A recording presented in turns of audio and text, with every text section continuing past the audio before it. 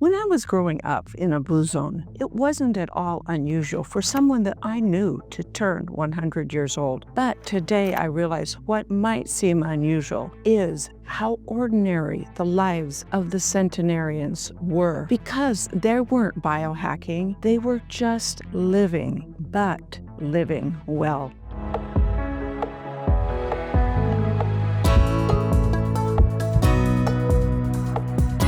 I'm Dr. Joanette, longevity expert and a Blue Zone native. Today, as a professor of medicine, I finally am understanding the science behind all that I had learned and lived growing up as a kid. So today, I want to share with you the story of how some people are able to live to be 100, and also now what modern medicine says about how we all can be like them. Around the world, there are 5 areas that are known as blue zones. These are places where the people in them live dramatically longer than is average. They are the shepherds of Sardinia, the islanders of Okinawa, the Costa Ricans of the Nicoya Peninsula in Costa Rica, and the Greeks of Icaria. And yes, right here in the United States is a blue zone community on the West Coast. All of these communities share something very powerful. It is a lifestyle that is built on connection, purpose, and balance. It's not built on supplements, biohacks, or pills. And growing up in a blue zone,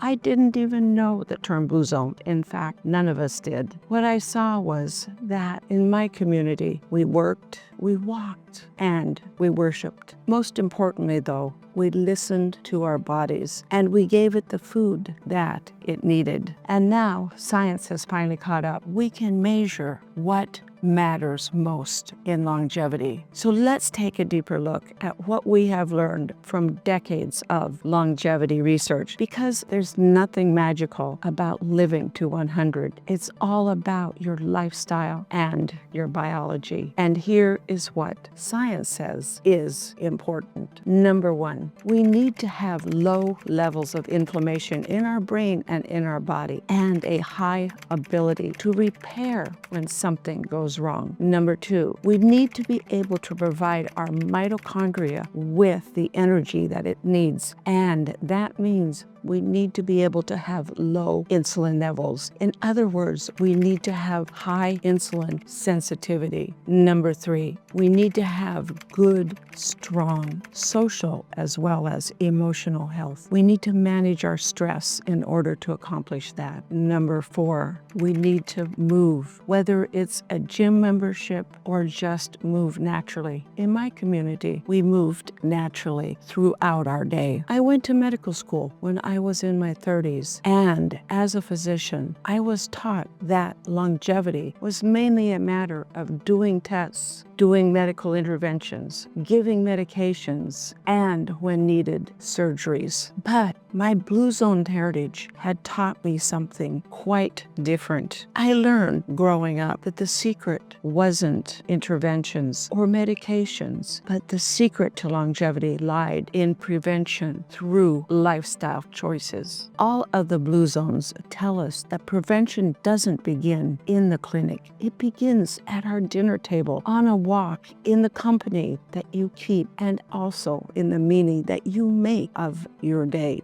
There's a couple of studies that were out of the NIH as well as Harvard, and what those studies confirmed was up to 80% of the chronic disease risk can be offset by the lifestyle and the community patterns that are found in the blue zone regions. Think of modern medicine as your safety net, but think of your blue zone choices as how you prevent chronic disease. Your lifestyle is the foundation for your longevity. If this resonates with you so far, don't keep it to yourself. Share it with someone who wants to live to be 100. So how do we apply all of this in a world where we have so many deadlines, devices, even DoorDash? Let's start by eating like my grandmother did, and probably yours as well. They ate whole foods, legumes, nuts, plants, and minimally processed foods. None of the ultra-processed, long shelf life, chemical-laden foods that we get in the grocery store today. And number two,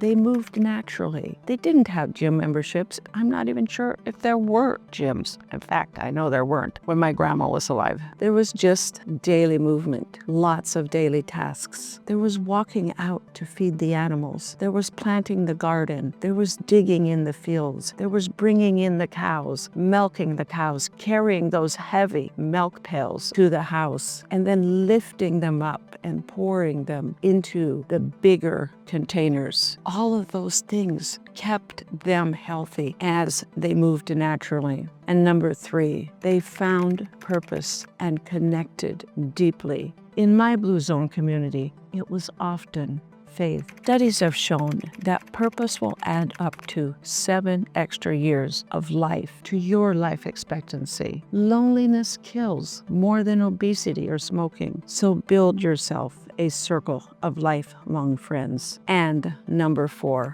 rest, reset, and recharge. In my hometown, we set aside 1 day every week to reset, rest, and recharge. That weekly reset today, science has confirmed and calls it a parasympathetic recharge. I grew up surrounded by centenarians. They never talked about longevity. They talked about how grateful they were to have the health and life that they had. They talked about their purpose, and they talked about giving to others, service. And now, as a physician, I see, and thank goodness, the data is finally catching up. The future of medicine might just look a lot like our past. Maybe the real prescription for a long life isn't written on that prescription pad. It is written in how we live, we love, and we connect. So if you want to live long and be healthy, then start by living better. I'm Dr. Joanette, and this is how the centenarians of the Blue Zones live. Thank you for joining me today, liking and subscribing. Scroll down to the description below where you will find a link out to my website, growwithdrjoanette.com. And there you will find lots more science-based insights